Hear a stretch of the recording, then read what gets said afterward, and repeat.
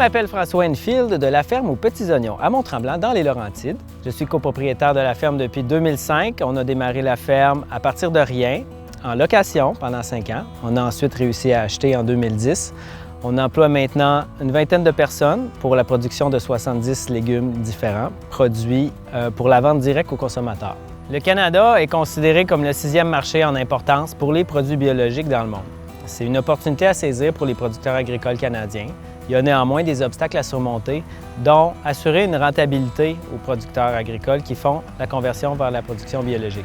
L'enjeu de la rentabilité pour les producteurs agricoles canadiennes est lié à la concurrence avec nos voisins du Sud qui sont fortement soutenus dans le développement de leur industrie des produits biologiques.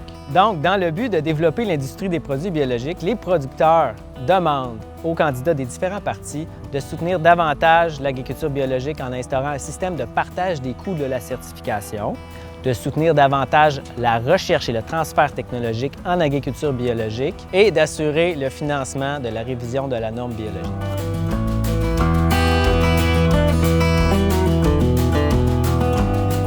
Bonjour, Alexandre Coupal, la ferme A. Coupal et Fils. On possède une maternité de 600 truies à Saint-Bernard-de-Michauville, une entreprise familiale. On est en constante évolution. Dans les dernières années, en 2015, on a fait le virage des truies en bien-être animal.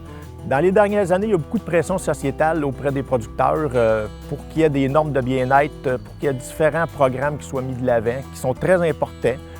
Les producteurs, on croit à ça. On est un maillon de la solution, mais il y a beaucoup d'autres partenaires qu'il faut qu'ils soient sollicités, autant vétérinaires, techniciens, paliers de gouvernement, qu'il faut qu'ils soient là. Ça coûte très cher comme investissement, mais il faut être soutenu par l'ensemble de la collectivité. Pour y arriver, ça prend des programmes d'investissement efficaces et durables. Le secteur agroalimentaire est une part importante de l'économie canadienne. Il croît plus rapidement que les investissements fédéraux en recherche et développement. Ça nous prend des programmes de soutien mieux adaptés au niveau du fédéral. Ce qu'on demande aux partis politiques fédéraux, c'est de faire une priorité le dossier de l'agroenvironnement. C'est d'accompagner les producteurs pour qu'ils puissent répondre aux attentes sociétales. Les producteurs seront présents tout au long de la campagne pour interpeller nos candidats sur les enjeux relatifs au secteur agricole.